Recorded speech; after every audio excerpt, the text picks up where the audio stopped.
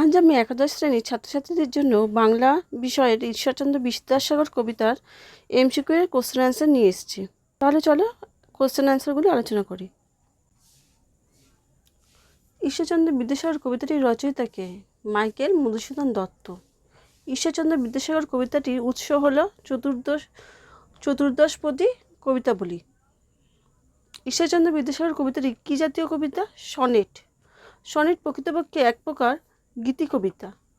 সনেটের চরণবিন্যাসের প্রথম 8 লাইনটিকে কী বলে? অষ্টক। সনেটের শেষ 6 লাইনটিকে কী বলে? শতক। বাংলা ভাষায় প্রথম সনেট বা চতুর্দশপদী কবিতা কে রচনা করেন? মাইকেল মধুসূদন দত্ত। কবিতায় কাকে করুণার সিন্ধু বলে উল্লেখ করা হয়েছে? বিদ্যাসাগর মহাশয়কে। আলোচ্য কবিতায় সিন্ধু শব্দের অর্থ কী? সমুদ্র। করুণার সিন্ধু শব্দবন্ধটির অক্ষরিক অর্থ হল অপার করুণা যার, সেই জানে মনে। কে জানে? দীনহীন মধুসূদন। দীনের বন্ধু হলেন বিদ্যাসাগর। বিদ্যাসাগরকে দীনবন্ধু বলা হয়েছে কারণ তিনি দীন দরিদ্রের আশ্রয় স্বরূপ। হেমাদ্রি শব্দের আক্ষরিক অর্থ কী? সুবর্ণকান্তি পর্বত। কবিতায় প্রদত্ত কোন শব্দটি সোনার সমর্থক শব্দ? হেম।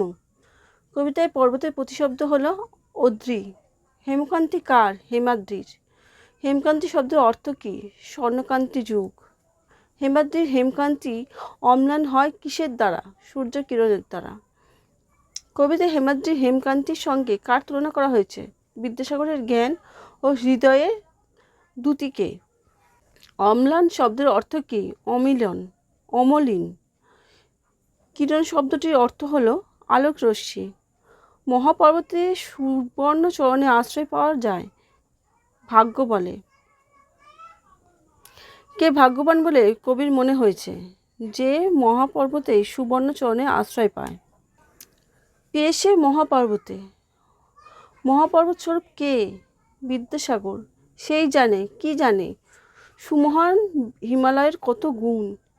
যে জন আশ্রয় লয়। কোথায় আশ্রয় নেয়ার কথা বলা হয়েছে? মহাপর্বতের সুবর্ণ চরণে। আলোচ্য কবিতায় গিরিশ বলতে কাকে বোঝানো হয়েছে? বিদ্যাসাগর ও গিরিরাজ হিমালয়কে। সদনের সমর্থক শব্দ হলো গৃহ। কি সেবা তার সে সুখের সদনে? কোন সুখের সদনে কথা বলা হয়েছে? সুবিশাল হিমালয়ের স্বর্ণচরণে আশ্রয়ের কথা। সুখ সদনে বলতে বোঝানো হয়েছে সুখের আশ্রয়ে। বিদ্যাসাগরের সুমহান হৃদয়কে কোন পর্বতের সঙ্গে তুলনা করা হয়েছে? হিমালয়।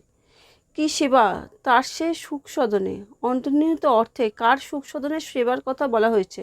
মধুসূদনের। দানে বাড়ি কি? কে বাড়ি দান করে? নদী। বাড়ি শব্দের অর্থ হলো জল। বিমলা শব্দের অর্থ হলো পরিচ্ছন্ন। আলোচ্য কবিতায় কিঙ্করী শব্দটি কোন অর্থে ব্যবহৃত হয়েছে? দাসী। কিঙ্করী শব্দটি কবি কার উপমা রূপে ব্যবহার করেছেন? স্বচ্ছ নদীর। বিমলা কিঙ্করী বলতে কবিতায় কি বোঝানো হয়েছে? বিদ্যাসাগরের নিঃশব্দ উপকারের মানসিকতা।